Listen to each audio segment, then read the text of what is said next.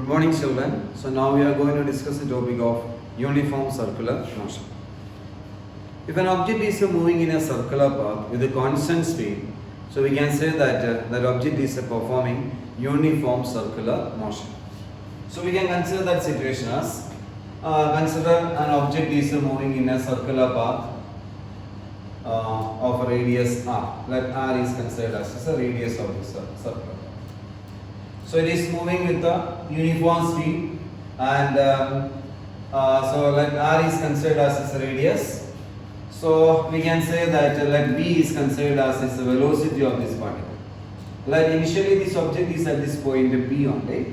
So v is considered as the velocity. So I consider velocity direction as this way.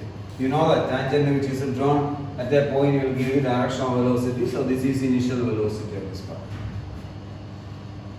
Now this object is moving in this circular path with a uniform speed. So after some time we can say that delta t. So this is the position of this object.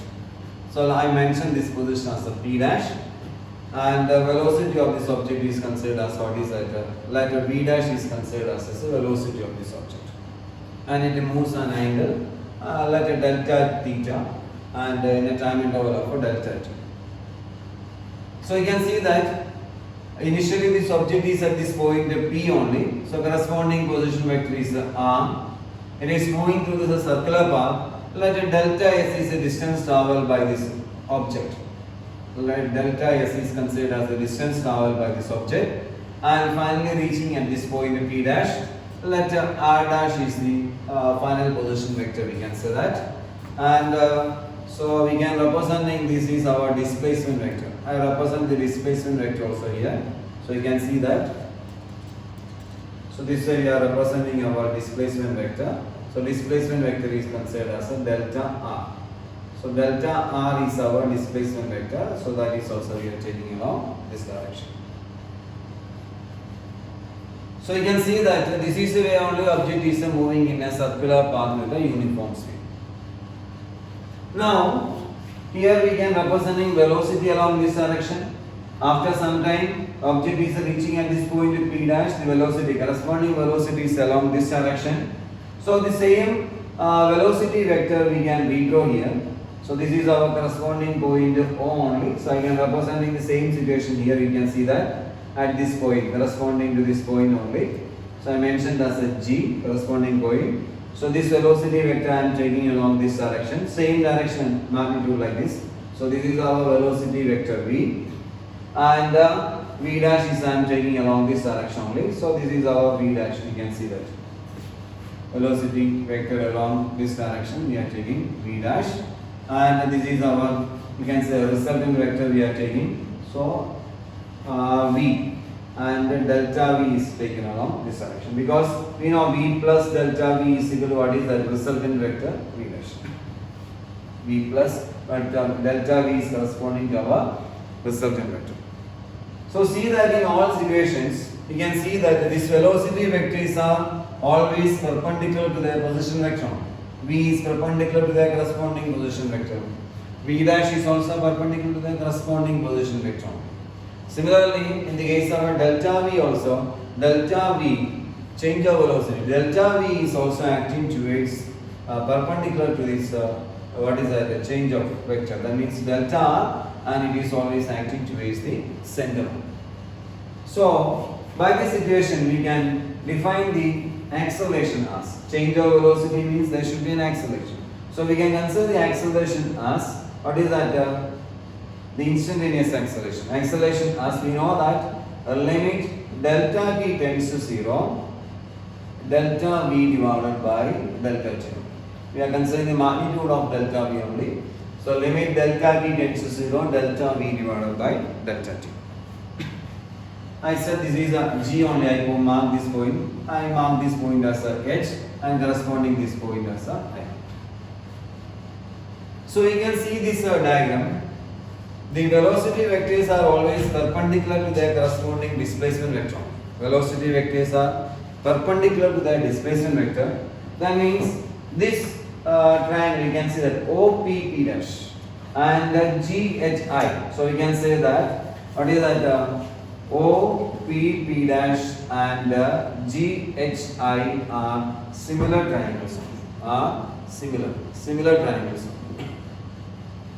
So we know what is the importance of a similar triangle. Ratio of their corresponding sides are equal.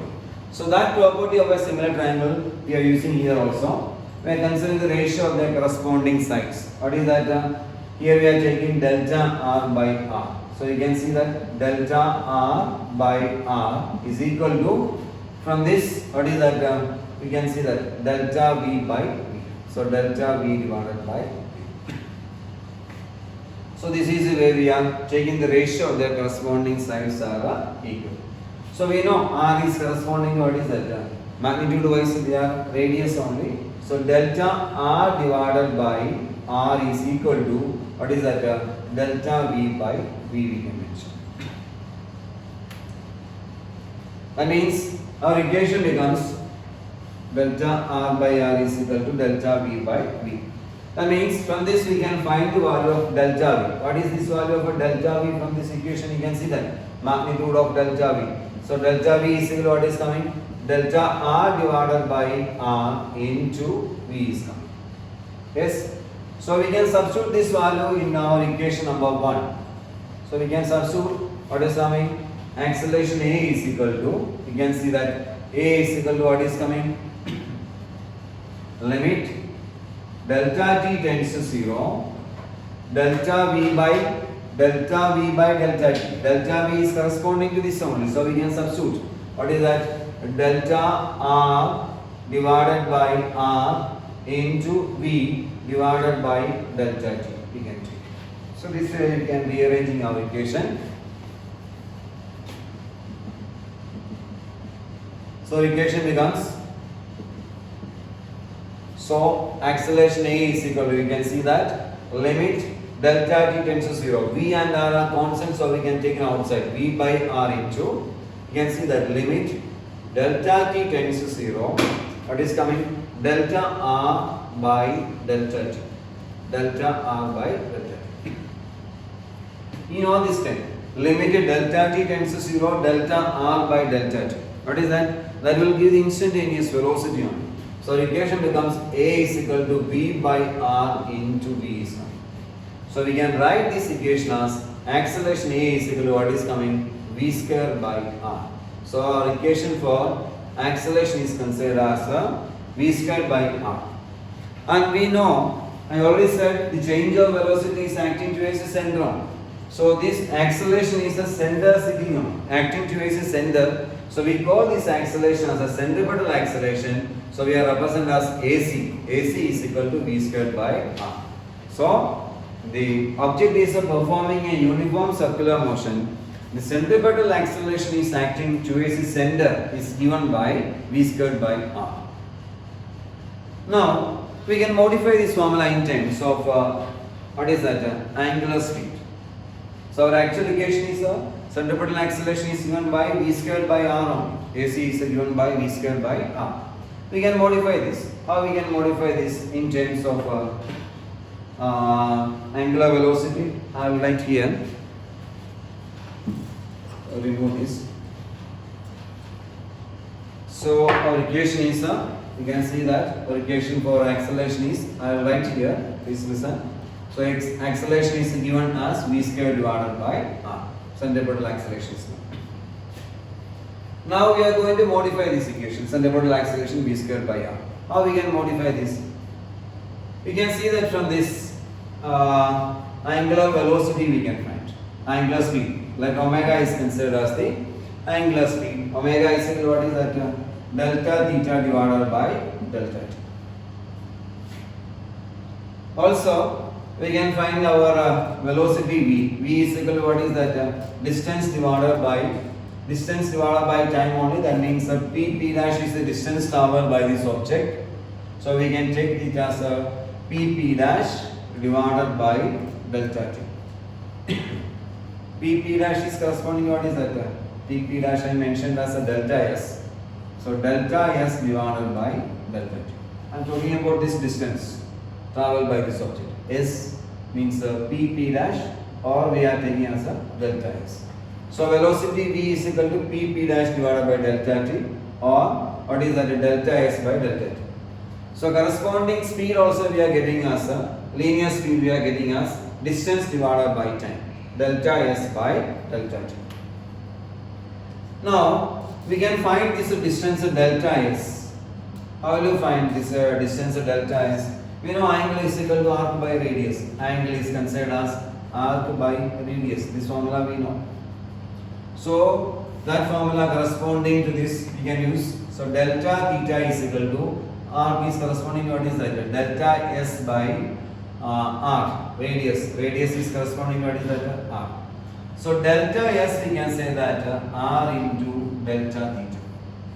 So we are getting the value of a delta s as r into delta theta. So r into delta theta, right? By this method only we are getting this delta s. So we are substituting here. So v is equal to what is coming? R into delta theta by delta t.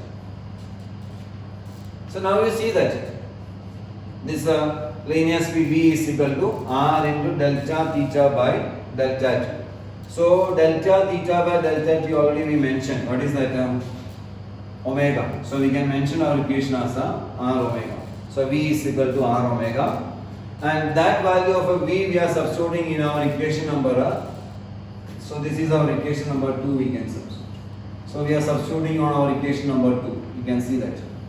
What is our equation number 2? If you are substituting, AC is equal to what is coming?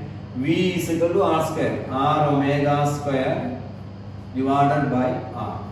So equation becomes, what is that term? Omega square r, or r omega square. So equation for centripetal acceleration is given as omega square r. So this is the way we are representing this centripetal acceleration in terms of an angular speed, omega. So omega or acceleration, centripetal acceleration is given by omega square r, or it is given by what is v squared by r, v squared by